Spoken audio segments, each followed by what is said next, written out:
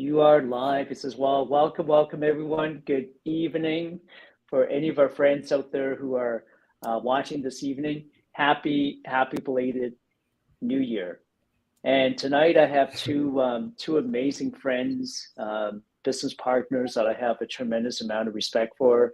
Mr. Lester Bailey, who's down in Phoenix, Arizona, and Luis Martinez, who is down in the Niagara Falls area. So tonight we're going to talk about the 10 keys to success. Welcome, Lester. Welcome, Luis.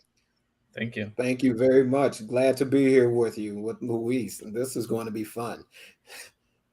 Yes. Well, tonight we're going to talk about the wealth formula to 10 keys to success, and our theme is going to be on persistence. But before we get started, Lester, could you take maybe 60 seconds?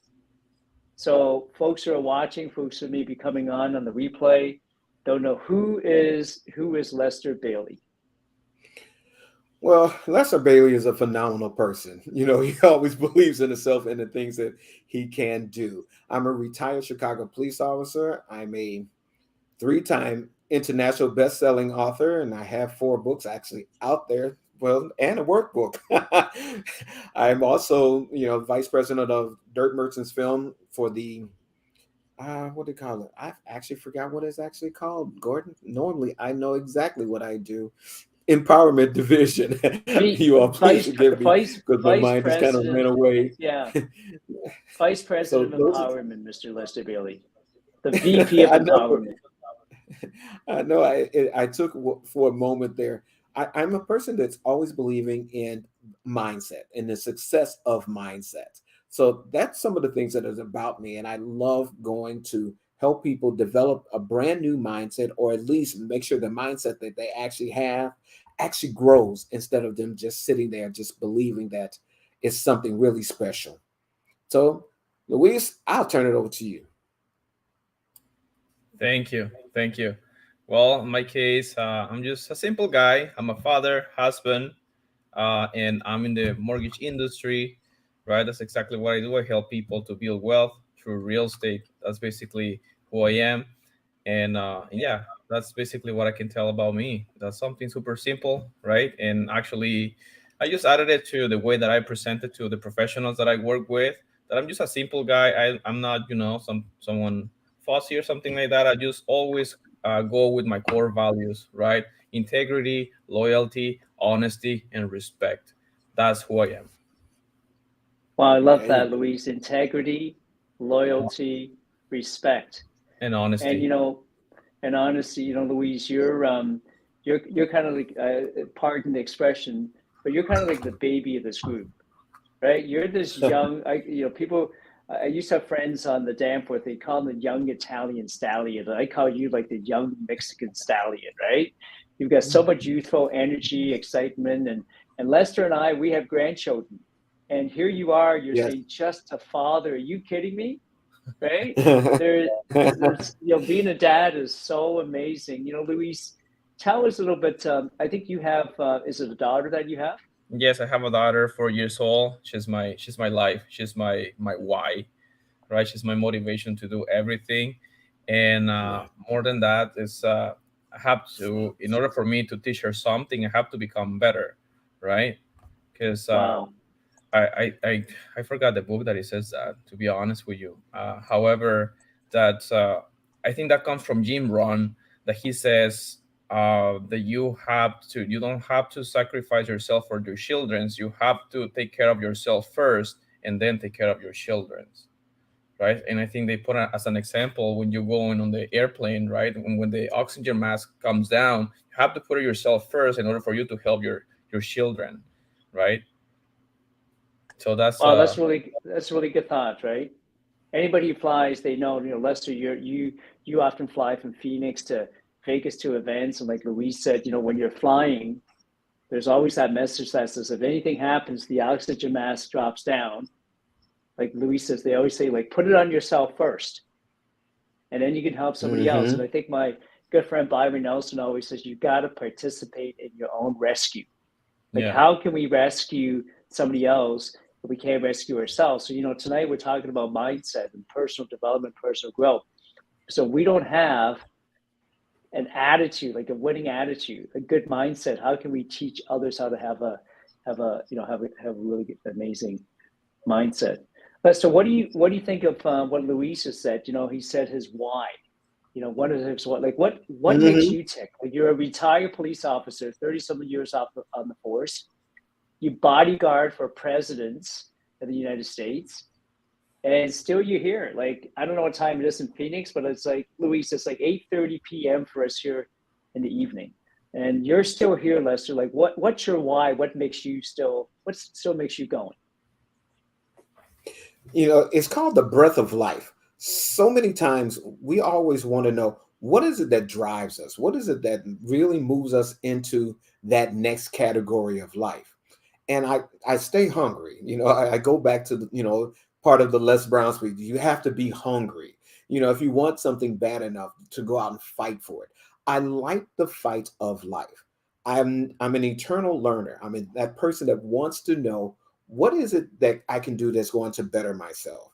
Do I want a bigger car? Do I want to, fly a jet plane or just ride around in my helicopter? I always still have those things that I want.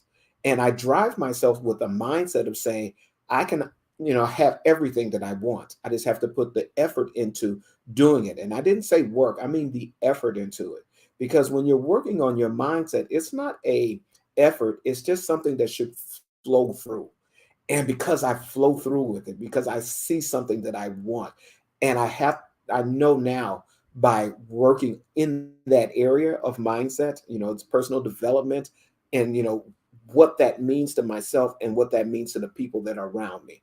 Because if you come with the right mindset to anything, you can achieve everything. And that's how I look at life. How about that, Dr. Show? I love it, Luis. What Okay, yeah. Are we I think you're losing breaking Gordon? Yeah. One of the things that I want everybody, as we look at, do we actually spend time in trying to develop the right mindset? What would it take for someone to take the time? What is mindset? Gordon, what would you say mindset actually is? Wow. That's a Well, great question. I'm not even sure what the definition for mindset, but I do know that Vince Lombardi, one of the greatest football coaches of all times, once said that mindset is everything, right? Attitude is everything. So, Vince Lombardi, so picture Vince Lombardi before a football game. And he goes into Mm-hmm. that locker room and he fires up his players, right? Everyone can imagine that, right? Before they go onto the field. And how he paints a picture for them in their minds that they're actually going to go out and they're going to win the game. They're going to win the game. They're going to crush their competition. Mm-hmm. I mean, nobody goes out into a game with the idea that they're going to lose. Would you guys agree with that? Yes. So having Yeah. that proper mindset, that winning mindset, that winning attitude is so important in the game of life, whether it's in the game of sports, in business, or in life. Luis, you mentioned about your daughter, right? I have two daughters, and I remember going to my daughter's cross country meets, whether it was like in grade school or senior school or high school or in university. People would say, Gord, you're crazy. You would drive like 3 hours, 5 hours just to go to and watch like for a 20-minute run for one of your daughter's cross country meets. It's cold. You're standing there freezing before and after, and then you got to drive another 5 hours to go home. But in the car, as my daughter and I are driving to that cross country meet, we're not talking about, hey, we're going to get there, we're going to trip and stumble and fall, we're going to hurt ourselves, we're going to come in last. We're talking about how we're going to win that race. That's fantastic. Right? So having that mindset is so important. So when I coach, let's say, some of my real estate clients, when they go in to list someone's home, they go in there with the attitude that they're walking out of there with that listing. Does that make sense? In their mind, they already have that listing. If somebody walks in there thinking, oh, I'm not good enough, I'm just a new agent in the neighborhood, there's agents that are better than me, they have signs everywhere. So they're going to list with that person. You can't have that kind of stinking attitude. And I'll finish with this thought. Bob Proctor says what you tell your mind is so important, because what you put in your mind is what you're going to believe. And so Bob Proctor says whatever you feed your mind also goes into your subconscious mind. And your subconscious mind never knows what's real and what's not real. So make sure whatever we put into our mind are things that are going to help move us forward, and not things that are actually going to hold us back with limiting beliefs. So I know that's a roundabout way of explaining it, Lester. I hope that you're satisfied with that answer about what is mindset. I am. Wow, that was a great answer. Luis, what are your thoughts? What do you think? I'm just going to go share this with a few of my friends and invite them to come and join us. But what is your definition of mindset?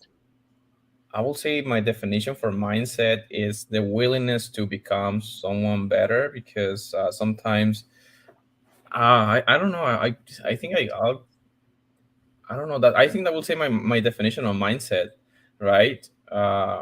When you get stuck in your thoughts and you don't find where to start, and it's just the change of the way you think, right?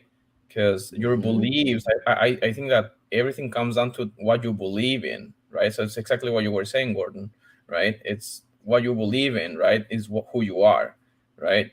As you were saying in the real estate, I see it. And actually, not long ago, I was having a conversation with someone that she was telling me that why should I reach out to the realtor if she's working with the number one in my area? And even though the number one in that area reached out to this mortgage broker, right? And now, like, the thing is that they're seeing something in you, and you have to believe in that instead of focusing in something else, right? You have to believe in what they're looking into you. And sometimes the thing is that we don't see the label of the jar because we are inside, and we need someone else to tell us what the label says in the outside, right? So in order for us to believe, sometimes we need to listen to other people, right? So and that comes to the believing. I think that's mindset for me, believing, right? And different things that makes you grow as a person. And I love that idea, and sticking with that. So many times in our lifetime, the first thing that we learn is the word no. You hear that word from almost day one of your life. How many times can anybody say that if you had to count how many times you've been told the word no, would you be able to count it? And No. when people constantly tell you no, your mindset is automatic. I cannot achieve my goal. Doesn't matter whether you want to be, the greatest athlete, or you want to be a real estate, broker, or what you want to just talk about and just find out what will it take for me to an area. The first word that you have to learn to get rid of in your mindset, in your audio, that audio way of thinking, because you've heard it, you have to learn how to not hear the no's. In order to be the Elon Musk or the Jeff Bezos or one of those Jeff Hoffmans, when you're looking to be that multi-billionaire, how many times do you think somebody listen? They went about something, whereas in your mind, you believe that it was kind of hard. The first question someone once asked me is, what do you want to be when you grow up? And that's the hardest question for so many people, because you have told yourself no to so many opportunities of life. You're not quite sure what that is. So you go out and you start trying to find what that thing is. So how many times have you told yourself during that process, nope, I can't do it. I don't want it. Is it there? Am I doing the right thing? Am I going about it the right way? Am I taking the necessary steps? And the first three answers you get is no, no, no. Instead of saying, yes, I'm taking the right steps. I'm following what's in my heart, that burning desire that you and I talk about, Gordon, all the time. What is that burning desire that you have that you're going to move? I love guy who I used to listen to. I miss his podcast. It was a cafe. I can't remember what it was actually called, but he always talked about in mind. Calm Cafe, right? Calm Cafe. Calm Cafe with Dwayne Richards. In fact, with welcome Dwayne. Dwayne's actually watching and listening in the Landing for Success group right now. So Dwayne, I am actually sending you a invitation. Lester, I didn't mean to cut you off there. So Dwayne, just in case, if you are around and available, I just sent you the link to join us. Okay. Sorry, Lester, I'm going to come back to you. Yes, that was Mr. Dwayne Richards. That, yes, he used to have the best. I mean, I would listen to his podcast versus watch television because they were always interesting. And he talked about, like we often do, what mindset do you have to develop, want to go next? Every time we look at what we want to do, we have to start believing, as my partner here says, Luis says, what is it that's in your mind to believe? You know, a friend of mine also named by the name of Carlos Segea, he gave me one of my favorite quotes that I use all the time is learn to doubt your doubts. You know, how many times have you said no, or you doubt what you are best used for and where you can go next? You know, your life tells you if you're not sure about the opportunity, try it. Because opportunity never dies. It just goes to the next person. If you don't really want to believe that you can make a car or you can fly a plane or you can read a book, let me tell you, all of you all, just, you know, for this moment out, and I'll be short here, Gordon, is that I didn't believe that I can read to an audience of people. I never thought that I would actually ever pick up a book and read it. And you challenged me to do that, to do a podcast and to read a book and to do a Facebook Live all at the same time. Now, I wanted to say no so often. I looked at myself and was like, have you ever heard yourself read? And most of us are afraid to read to our friends. And we stumble over words. There are words that have come up on a page and you're like, oh my, they're going to hear me mess this thing up. So Gordon said, listen, here's this book, Think and Grow Rich. Read it.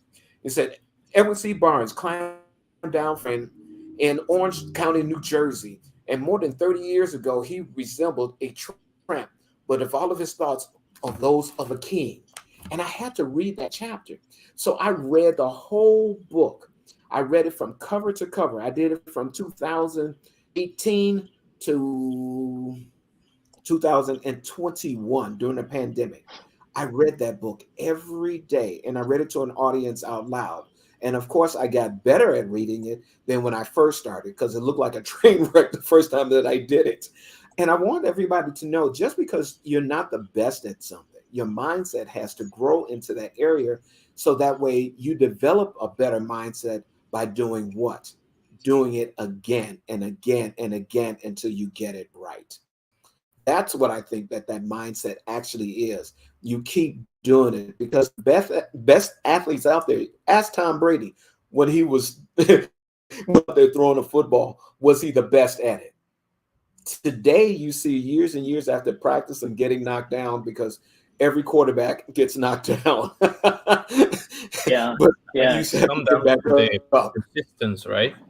At the end of the day, they said the persistent as the theme, right? That we're talking today is persistent. Like you have to be persistent in what you want to achieve, right? Mm-hmm. Yes, Luis. I love what Lester just said as well. How he persisted, right, with Facebook Lives. Every day he was walking and talking and doing Facebook Lives, and every day he was reading Think and Grow Rich for like close to 2 years. And Lester, I know that has led to so many amazing opportunities for you. One of them is you now being the vice president of empowerment for Dirt Merchant Films. So persistence is so important. Mm-hmm. And you just talked about, one of the greatest quarterbacks of all times, Tom Brady, and how in sports he must have persisted and persisted. It didn't matter how many times he got knocked out, he got back up. Luis, you play sports as well. Yes. Can you share with us a little bit about the sport that you played and how persistency through sports have helped you persist in your mortgage business today? Oh, 100%. Well, at some point in my life, I was playing American football, and it was fantastic. I didn't have the same mindset as I have today, but just looking back, I can. Luis, let me stop you there for a minute. Let me stop you. When you say American football, Yes. in Canada, we play CFL, Canadian football, And I know my American friends laugh at me because they think it's not even football because we play 3 downs. And you guys have 4 downs. Like we literally just play 4. Yeah, Right? You play American football with it's 100. How many yards, Lester? 110 yards, right? 110 yards. So when I It's hear the 100 yards. 100 yards. so 100 yards. So it's Canadian football 110 yards then? I And it's think really yes. funny. We have three downs instead of 4 downs. Anyways, I didn't mean to interrupt you there. Real football. Yeah, it's all right. So yeah, that was not the same mindset, but just looking back and thinking about it, I was just persistent in my trainings and persistent on become better. Right. I still remember the first time that I wanted to learn so much. I just wanted it. Right. When I was in high school, and I remember my first coaches, they were telling me what to do, quick feet. Right. So I remember getting those trainings and going back home, and we had those tiles that square, right? So I didn't have the fancy ladders, or how you call those for quick fit. I don't even remember. However, we had those square uh, tiles at home, so I was playing with those ones with my quick fit. So I was getting just better at it, right? And at the time that I got to university, I didn't play that much until the third semester. I got into playing American football in university with the team of the faculty, and then somehow I just started with the first team, and from there I just started just growing up with different bigger teams. Right, I played for the university team, like I will say the subdivision kind of thing, and then to the I will say it's called the major league and university. That is just only university. That will be like college in US, something like that. Mm-hmm. And then at some point it was just practice, practice, practice, practice all the time. I was eating and dreaming football every day, all day, right? And I was not expecting to be in the Mexican team. To be honest with you, I remember I was going with the team, going to celebrate for someone else, and at the end of the day, day after, I was getting messages like, "Hey, congrats, Luis, you deserve it." Blah blah blah. Hey, brother, congrats. And I'm like, what are they talking about? I didn't even know that I was on the list from the Mexican team, and no, there you go. I was on the list. I was Yep. on the roster for the Mexican team, and I'm like, wow. And that was a surprise. Like it comes when you never expect it, right? And I think that goes in the Think and Grow Rich, right? Things comes when it's going to come, when the time comes, but you need to put the work on it, right? And again, coming back then when I didn't know anything about what I know now, like everything makes sense. Everything makes so much sense. And talking about persistent, I have an example that it happened this week to me. Last year, I was trying to reach out a realtor that I really, really, really wanted to work with, and just calling and calling, Mm-hmm. and for X, Y reason, we just couldn't connect last year until this year, and it was like a couple of days back, right? And it's just persistent, right? Persistent, and be there all the time, and don't give up.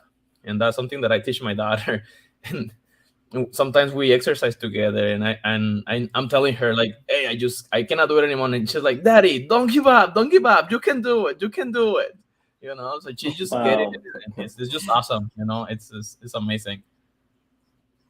Love it. Persistence. And what we teach our kids is so important, right? Lester mentioned about Dwayne Richards. Dwayne Richards is an amazing Mm-hmm. member here, an amazing member with us, Atlanta for Success, and he's a charter public accountant. So as a CPA, he actually goes into schools. And so today he had a speaking engagement with kids that are in grade 5. So that would be what, about 9, 10-year-olds. 10 years old, 10-year-olds. And he's in there 9, 10. teaching Mm-hmm. children about financial literacy. Is that amazing? At an early age. And so those kids, what we teach our kids today is going to shape their future. Would you guys agree with that? Yes. So I wish, Yes. when I was younger, we had individuals who was teaching us how to create wealth. And, for anybody who's watching, here is a link, or you can reach out to Luis or Lester. We have a series called The Wealth Formula, the 10 Keys to Success. Right? Some of the topics are the 6 steps to riches, how do you set your goals so you can have a definite major purpose and achieve your goals in terms of your 6 steps to riches? And you know what, Gordon? Affirmations say, go ahead. Sorry for interrupting, but I think that's something very important, that people just think about what they want, but they don't write it down. I think it's very important to write down your goals, write down what you think, what do you want, and then go and work backwards, the reverse engineer, right? How you gonna get to it, right? And you need to have Yes. a strong why and why you really want to accomplish that, and then the how just comes by itself.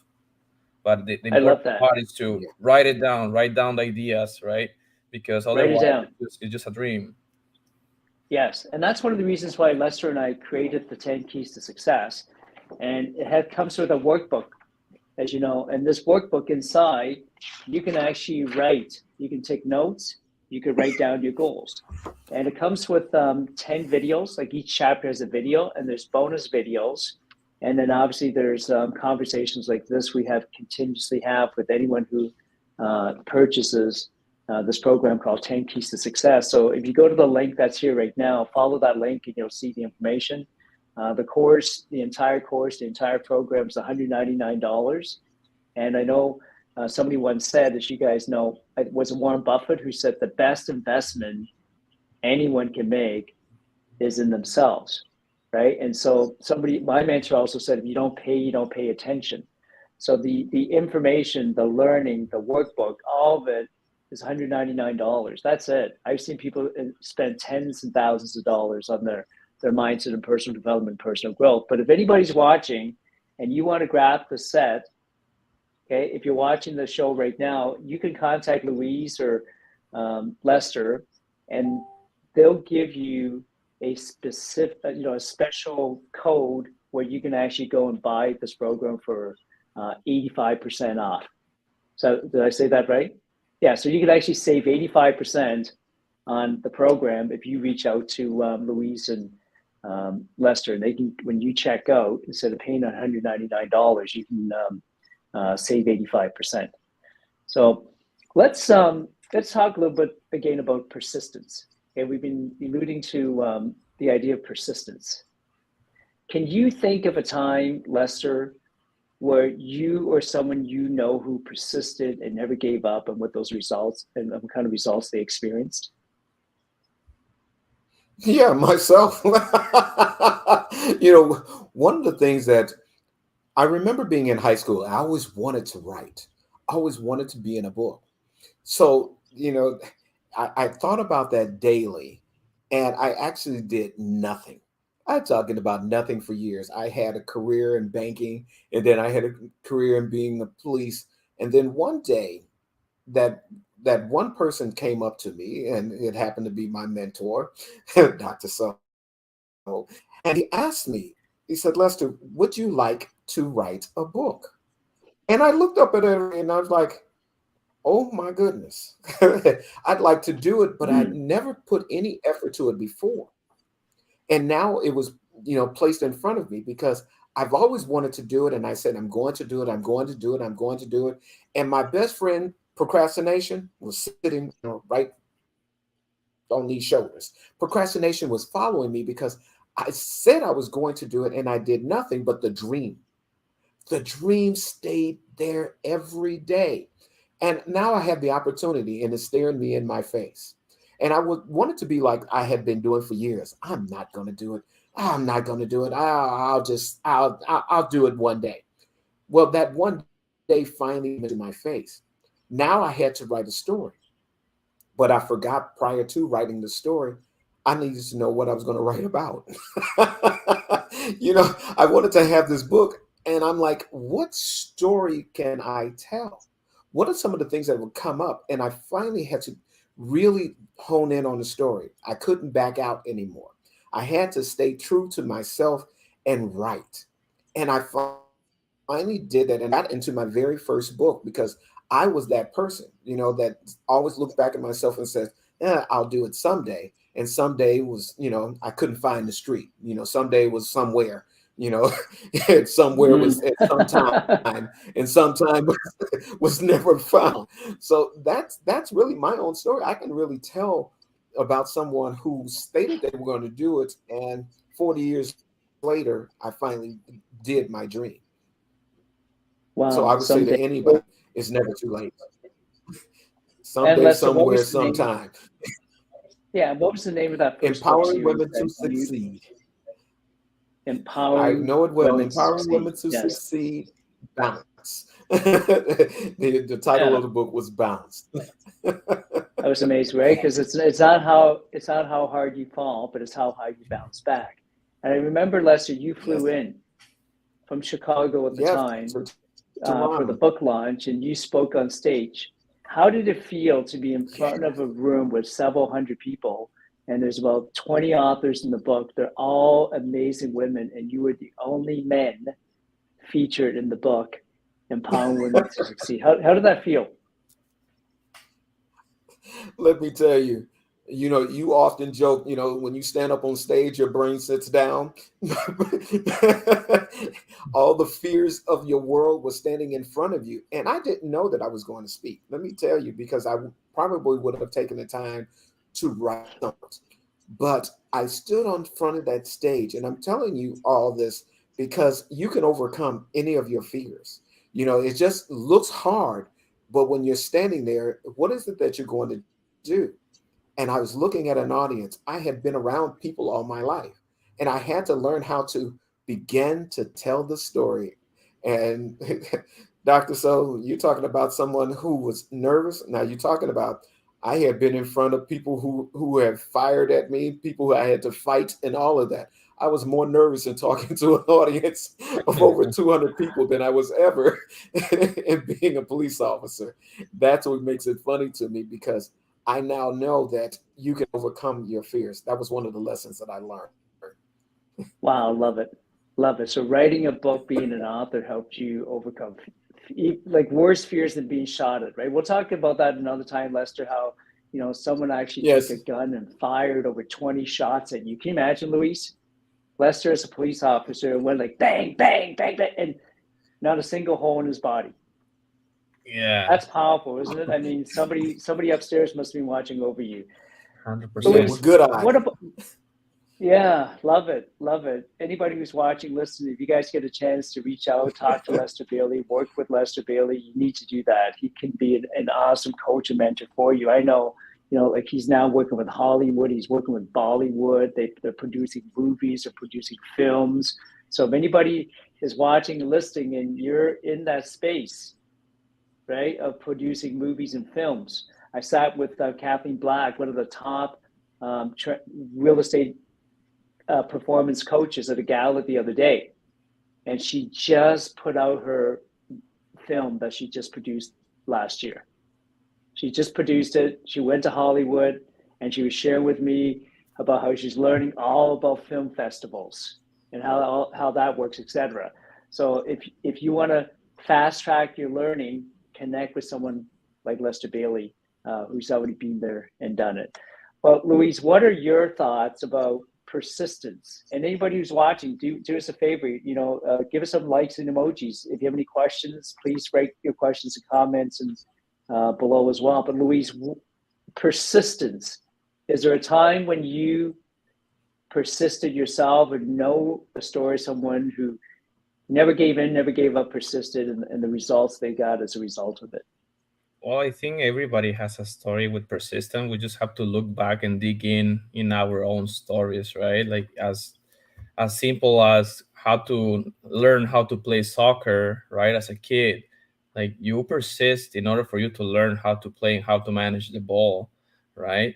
And when Lester was telling his story and I'm persistent, I was thinking like, well, you know what? Actually, I remember when I really wanted to become a good soccer player, and when I was in elementary school, I was so persistent in learning how to manage the ball, you know, and it was just the desire, right, to become better, and it comes until now, right, and just to become better is something persistent. For example, in this year, I decided in something that I want to be better is into quit drinking pops, and right now I have 18 years 18 days without drinking pops. So Wow, that's fantastic. That's congratulations. persistence. 18 days. 18 days. So that's awesome. And that's another thing. When I quit smoking, that was exactly the same thing. That was first, it was a decision, right? And then persistence, and then quit it, and then just bring it into the mindset, talking about the mindset, in that I'm not a smoker anymore, right? And the way I think the way that we tell ourselves what we really want to do, it's like, for example, if you are a smoker and you want to quit smoking, I think that most of the people say, "Oh, I'm quitting smoking." I think they should say, and I think I heard this from someone, that you should say, instead of saying I'm trying to quit, I don't smoke, or I quit already, because that's going to bring in your Mm, subconscious mind that you quit smoking. You're not trying, you quit already. Even if it's the first day, right. you quit already, right? So I think that the power of the mind, it comes to the persistence, right? You have to persist with your mind, and the way you manage yourself every day, day in and day out. That's amazing. 18 days. Well, congratulations. Thank you. So are you gonna stop after 19, 20? What are your thoughts? Like how many days consistently I'm do just you want I to? don't want to drink pops anymore, and that's all. Yes. I just want to drink more water, teas. I'm drinking a lot of tea and coffee, obviously. Uh, Coffee, I amazing. haven't quit it yet. Yeah. Well, Yeah. persistence is so Louis, just to important, let isn't it? you Right? know, Like less. no, Louis, Go ahead, just to Lester. let you know, the pop or soda pop, depending on what you want to call it. The last one I had was December 2017. Wow, that's fantastic. Amazing. Congratulations. That is And fantastic. how does it, let's talk Power of about the our mind. health for a minute. We often talk about wealth, right? In terms of dollar and cents, how much we make. This past weekend, one of my clients that I work with for about 10 years now, they have a realtor. I know in 2016 when I first started working with them, he said, "Hey, Gordon, can you help me double my income?" He was earning about 200,000 a year at the time, and so this year he's just shy of 1 million in income. And so sometimes we measure success by dollars and cents. Okay. And sometimes we forget about our health. And so I know, Lester, your health is your wealth is something that you preach quite often. So we take things for granted, like, oh, when I have Yeah. diabetes and it's out of control, that's when we start thinking, should I have cut out the extra pop or the extra sugar a long time ago? And now Hmm. we're in panic mode and it's a little late sometimes, right? So you, with with your persistence, Luis, I'm not sure if you heard the story. There was a time when, Lester, after you retired as a police officer, because remember, you were like Superman in the most incredible shape Hmm. of your life when you were a police officer chasing guys down on the streets. And then you retired. And what was it? How many steps was it to the mailbox? Listen, when I retired and I was sitting on the couch and I was developing the most beautiful beach ball belly that you could ever have. I mean, it was out there and I was able to put my hands on top of that beach ball and I was amazed at it. And then one day I Yes. decided to get up and said, I'm going to walk to the mailbox. And for me, my mailbox is at the end of the block. Said, let me set my little watch, put my little watch on. And I said, let me see how many steps it was going to take me to get to that mailbox. It was 377 steps just to go to the mailbox. I was like, oh my goodness. And I was in good shape, I thought, but I was tired. So I had to turn around and go back home. So that meant that was another 7 steps it would take for me to get back. And I looked at myself and said, this is ridiculous. I had to do this. I got back home. I laid on the floor and I was like, these, few steps that I had taken, this doesn't make sense. So I looked at myself. You talk about a story of persistence. I looked at myself and I said, I can't let this, I can't let this get me. So I wanted to learn how to walk a mile, a simple 1 mile. And I went out one day and I said, I've made this mile. Still the same mistake I had last time. I forgot I had to walk back a mile. Just because I got the first mile and I had to turn around and walk a mile back home. So I ended up doing 2. But because of the persistence that I took, we're talking January 18th, and I started walking. And I started walking from that little mile to walking 10 miles. And I started getting up to 10 miles a day, and I've been able to do it even until today. I'm still walking 10 miles a day. And I wanted to make sure that I could do it. And that all started out from 377 steps, getting off the couch, getting rid of that beach ball belly. That's incredible. You know, Congratulations, I'm Lester. gonna put it on my list of goals to walk 10 miles, and then I'm gonna go with you, and we're gonna walk together. Seriously. Wouldn't that be Oh, that would be amazing? so much fun. That 100%. I will. You would be surprised. It's actually easier than you think, because the first that you walk, when you're not prepared, the first mile is the hard mile. I love to use the Stairmaster in the gym, and every time I'm trying to do one more step, you know, it's 1% better every day, something like that, right? Wow. Every day. I'm always trying to do something better, right? Like, for example, as simple as the soda, the pop, right? It's just one day at a time. It's better, right? It's just 1% better, right? And then you use small increments in different steps or different parts in your life. Like, for example, in the gym, I'm trying to, in the Stepmaster, I go for 175 a floor. So now I'm gonna go for 176 floor, right? And then if I want to go harder, like, and then I can add, you know, like, it's just a little bit by little bit, right?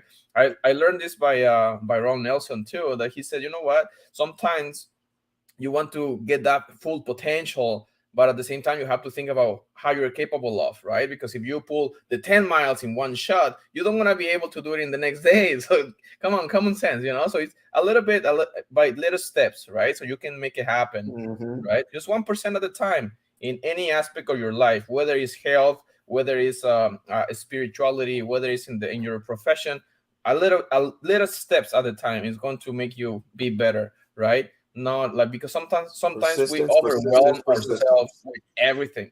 Correct. I love it. Love it. Love it. Love it. You know, Louise, someone once said, inch by inch, life's a cinch, right? Yard by yard, it's very hard. And, you know, that 1%, and Tony Robbins always talks about, if you want to be extraordinary, right? So you have individuals, let's say you're competing with, whether it's in sports, whether it's in life, whether it's in business. When you're competing against someone and they're right here, in order for you to be extraordinary, you only have to be like this much better. That's it. Exactly. Right? You don't have to be like this much better. And when I hear somebody like Lester, who couldn't even walk 377 steps to his mailbox without feeling that he's gonna like drop to his knees, right? Then to start walking every day, but he didn't just walk, Louise. You just said you want to join him. Well, get this. He would be walking and he would have his phone on Facebook Live. Can you imagine walking and talking on Facebook Live and sharing and talk about principles of Think and Grow Rich as well to an audience all around the world for over 2 consecutive years, every morning, to a point where he started walking over 10 miles a day. And you want to know something? It was actually more than, he says 10 miles a day, but there are days when he's actually gone longer than 10 miles. When it's dark and people are still in bed. You know how I know that? I would be doing a Facebook, I would be talking to someone in India. And it's the middle of the night there for them. And then Lester would join in, and it's equally as dark because it's like 5 or 6. It's like, what time is it in the morning where you are, Lester, when you start walking? 4:30. 4:30 in the morning, you guys. He's already out there walking. Okay. And Les Brown says some people are willing to do today what others are not willing to do so they can have tomorrow what others won't have. So you want to get rid of that beach body, or you want a beach body, or you want a healthier relationship with your family. You want a healthier bank account. You got to persist. Lester, would you mind sharing with us one of your favorite poems from Les Brown? And I think you know the poem that I'm talking about Well, you know I've already started. And this poem right here, is to me your standard of life. And it's simply, I'll call it you're hungry. If you want a thing bad enough to go out and fight for it, to work day and night for it, to give up your time, your peace, and your sleep for it, and all you dream is about it. You see, and life seems so useless and worthless without it. I love this poem. If you gladly sweat for it and fret for it and plan to lose all the terror of your life for it, all the opposition for it, if you simply go after that thing that you want with all of your capacity, strength and sagacity, faith, hope, confidence, and you stern for tenacity, if neither cold of body, mind, or brain, nor gout, nor sickness or pain of body or pain of brain can keep you away from that thing that you want. If you are dogged and you grim, you beseech and you beseech and get it. With the help of God, you can get it. I haven't practiced that poem in so long, but it's one for me. That poem has always said, what is it that you're hungry for? Let's ask the question of anybody who is listening to us today, or if everybody's listening. What is it, that one thing that you really want more than anything else? That when you go to sleep, you think about it. When you wake up, you think about it. For us, we know, Lewis said at the beginning, write it down. Anything that you want that bad, you write it down. You read it before you go to bed. And when you wake up in the morning, you are reciting Wow. the same thing. I even learned, even though that I have it written down, even though it's sitting on my wall, it's still on my phone recorded. So I can hear myself say it whenever I want to get that thing. Because if it's in my voice, my brain, again, what did you say? Doesn't know the difference between whether it's live or Memorex. Yeah. I'm sorry, he may not understand the So Memorex, true. whether it's live or it's not live. It's what you tell yourself, your auto question. So that's the poem. If you want it bad enough to go out and work for it, are you ready to work for what it is that you really want? Are you persistent enough to do it? And Gordon, you can tell my other favorite story, and you tell the story of the little girl, the 50 cents. Wow. I love that. The story about the 50-cent lesson in persistence. That to me, you guys, is one of my favorite stories as well. Lester and I, and Think and Grow Rich. And if I could paraphrase the story, this happened in the early 1900s, and the story talks about a sharecropper individual who a woman who would be collecting crops for a really wealthy individual, right? So she sends her little daughter. I think she was 8 years old, but I forgot the age now, 8 or 9 years old, to go and ask for 50 cents. So can you imagine back in the early 1900s? So here is this little black girl going up to this white man, right, and demanding from him, right? She says, "Excuse me, sir, my mom wants 50 cents." So that's what she had come to ask for, and who was it? I'm trying to think of the name now. I have not Edwin C. Barnes. Lester, help me out. Who is the Darby. Darby. Darby. Darby. Right. So Darby is the individual. Yeah. So Darby says, when this little girl said that to my uncle, right? He basically said, "Just go away. Like, don't bother me." And and he just went back on doing his thing, and then he realized, he turned around, the little girl's still standing there. And she screamed at the top of her lungs and says, "My mama wants you 50 cents." Right? Can you imagine, like, if you ever had kids like, I want it now, right? Like, my mama wants you 50 cents. And Darby said he could not believe what he was seeing, because he thought he was going to witness a murder. Because I thought, like, this little girl was literally going to get murdered on the spot by my uncle. Like, a little black girl would not demand that from a white man. Does that make sense? And he says, all of a sudden, his uncle stopped everything he was doing, walked over to her, and handed her 50 cents. And then the little girl quietly backed off and left. Smart girl, right? And Darby said, I saw my uncle like staring, like what seemed like an eternity, just staring into like, when you ever just stare blankly into space, like what just happened? It's like Darby's like, Mm-hmm. never ever seen a little black girl whip a grown white man like that ever. Is that incredible? Like, talk about persistence. She wasn't scared. Like, how many of us are scared? We're afraid of things. Like our great friend John Shin, who produced Think and Grow Rich Legacy, the movie, says, ask without fear. Right? How often do we forget to ask? We just don't ask. I think it's the mastery And of if we ask, asking, right? I think the asking is we need to master the asking questions, right? I think that's a total subject in itself, how to master how to ask questions. And there is not such as thing as a bad question. Every question is valid, no matter if you are a rookie, no matter if you're a masters even have more questions too, to get more information. But I think questions is always very, very important in any part of the life, right? Or any topic. And I think, well, today I started a journey with the Think and Grow Rich. Instead of reading it, I'm in the part of I want to study it.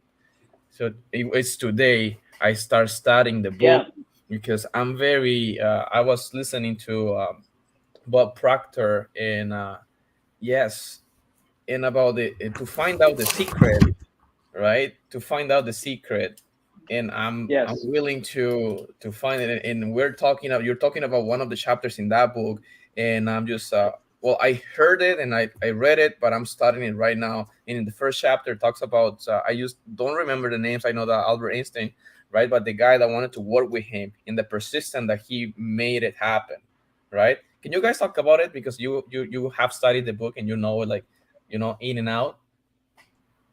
absolutely.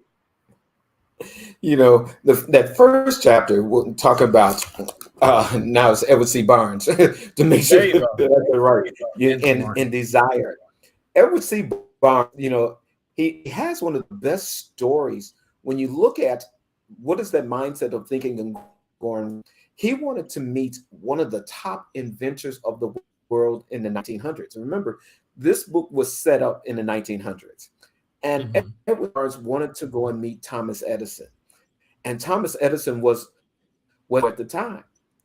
But Thomas Edison happened to live in another place. It wasn't in the same city, wasn't in the same state. It wasn't even on the same hemisphere. One was on the east and the other was on the west. So he dreamt daily about meeting Mr. Barnes, and he wanted to work for him. So he was sitting there trying to think, how do I work for him? And this is someone I never met.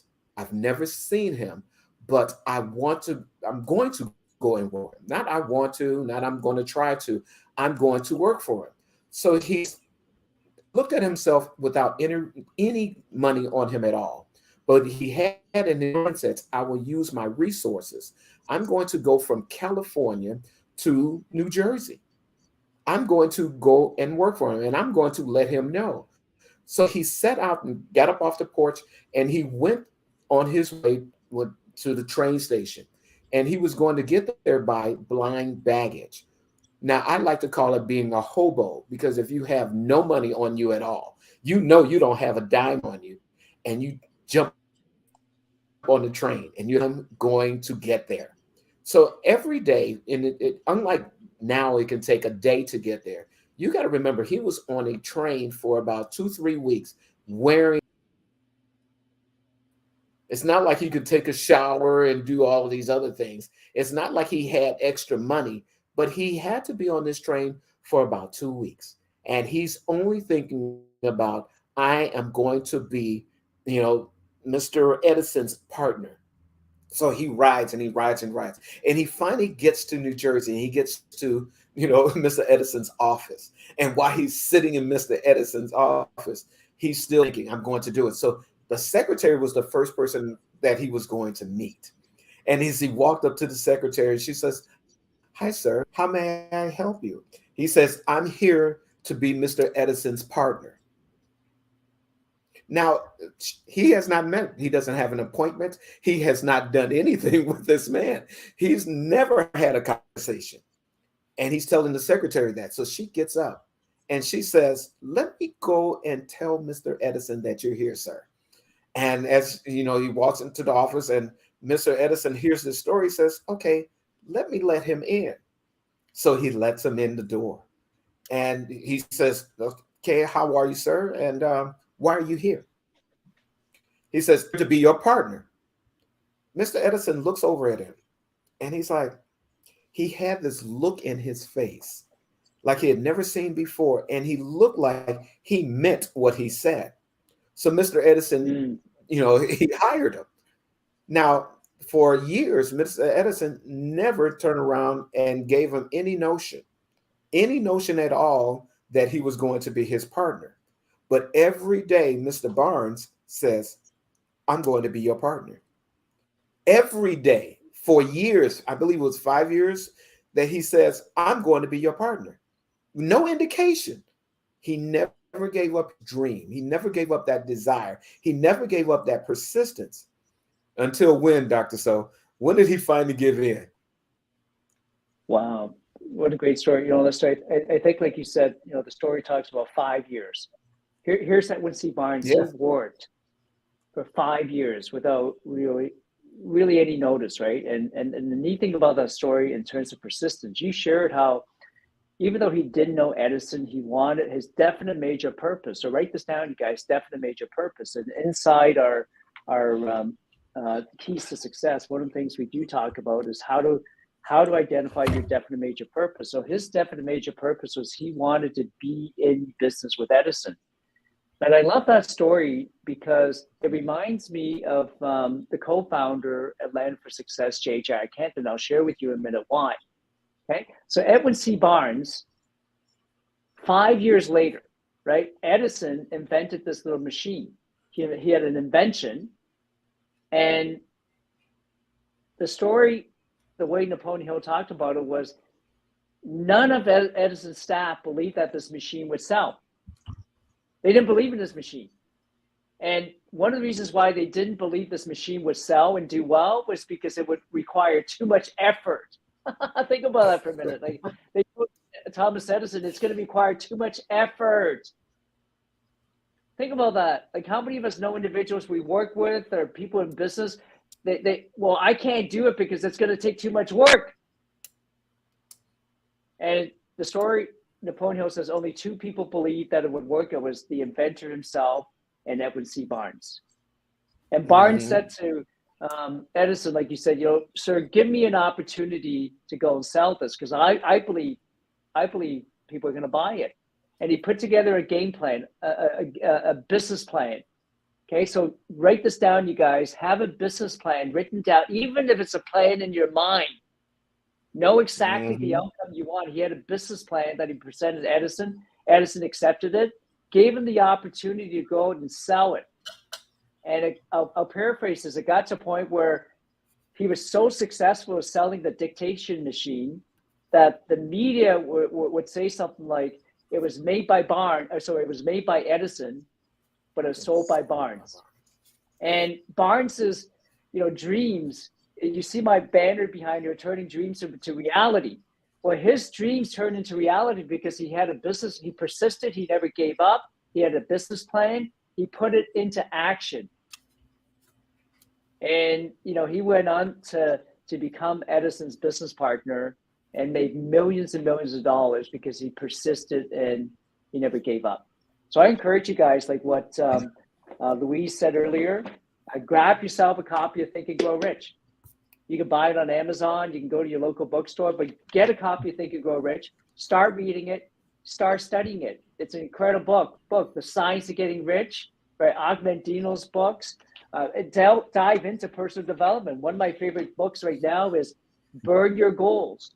I mean, it goes against all the odds of people saying you got to have goals. You got to set goals. Right? So at the beginning of the year, when it says set goals, and here's a book I'm reading right now. It's just the counterculture approach to achieving your greatest potential. Burn your goals, you guys. Like how many of you know individuals, they say have goals. You're right, write them down. You need to have goals. But how do you know individuals who have goals, but they're still broke, busted, and disgusted? Mm-hmm. So there's more than just having goals. There's more than just having burning hot, a definite major purpose. You know, Louise talked about earlier, your why. Like, do we really know our why? Tony Robbins says, if your why is big enough, the how doesn't matter. So we got to figure out our why. Like, what is our why? What's our definite major purpose? And that's what Edwin C. Barnes had. And I trust that we all have that red hot burning desire to succeed as well. Never give up. I have to Okay, share. we're coming up to the hour and wrapping up soon. Louise, I'm going to share something with you that Lester and I do a lot. And for the folks who are watching, when you purchase the program with the 10 Keys to Success, the poems that Lester and I share, they're going to all be inside when you log in and access your videos, your courses, your downloadable workbook. Poems are going to be in there as well, because we understand that poems are a really good way to learn, right? As well. And so you're going to hear us quote poems on here all the time. And so if you have a poem, amazing, you want to share with them. If you don't, learn some of these poems. So I'm going to share a poem. And if you want to share a thought to wrap up, Louise, and then I'll have Lester share one other poem, or we're going to say good night to everyone here. Every Wednesday night, we're going to be meeting. So please come back and join us. We're on StreamYard. We can have up to 10 people join us live at the same time. So if you want to join us next Wednesday and be on here with us, please let us know. And if what you have to share, you'll have a conversation that we believe what you have to share will benefit everybody else as a whole. We'd like to invite you to come and join us next week.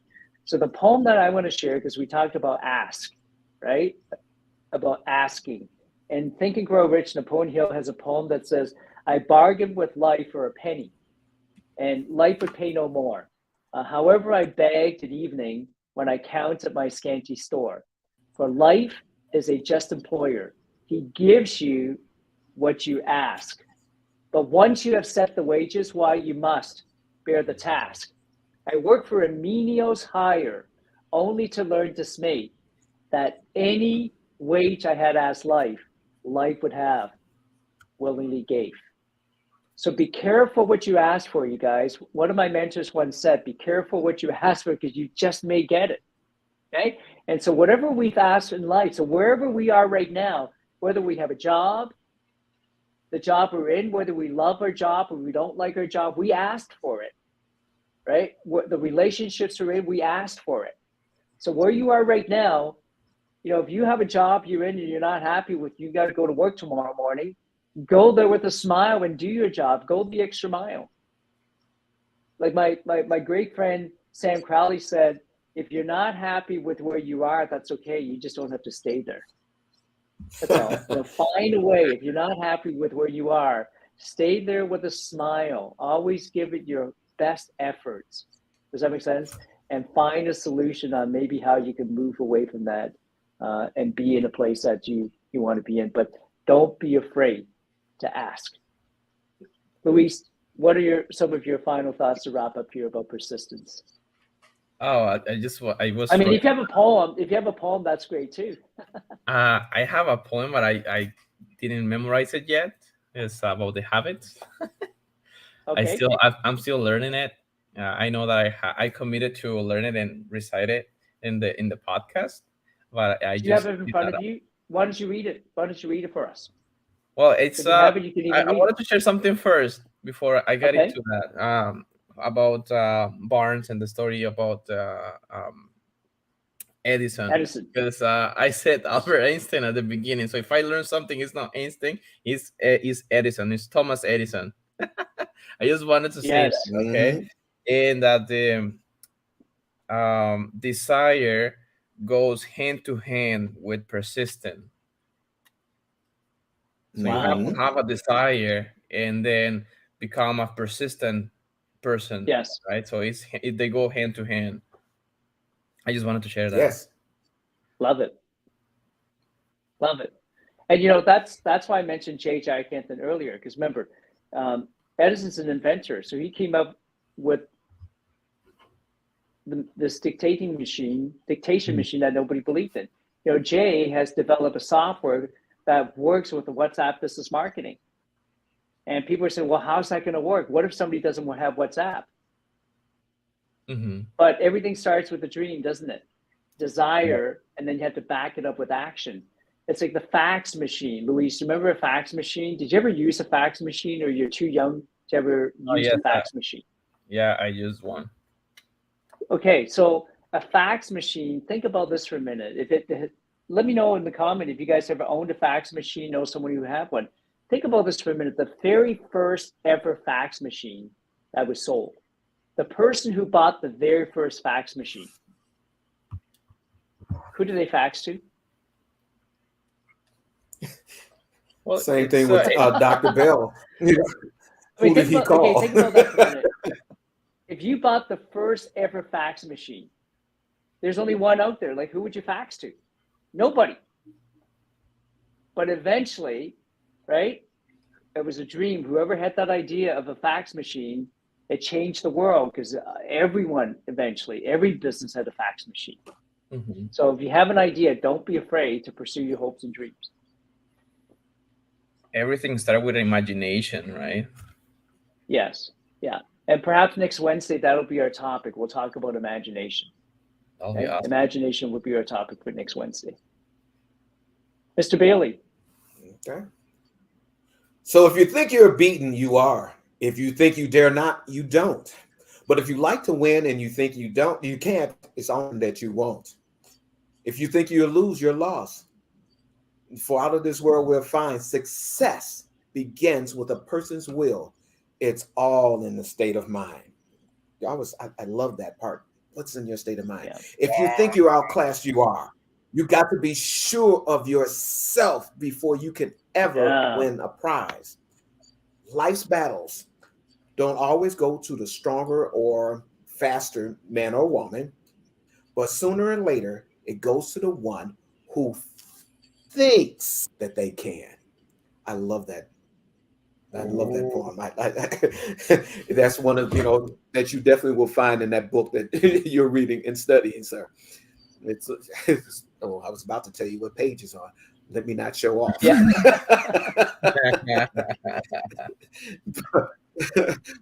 but yeah, all of you all, poem. Persistence is a mindset. Oh, yeah, it is.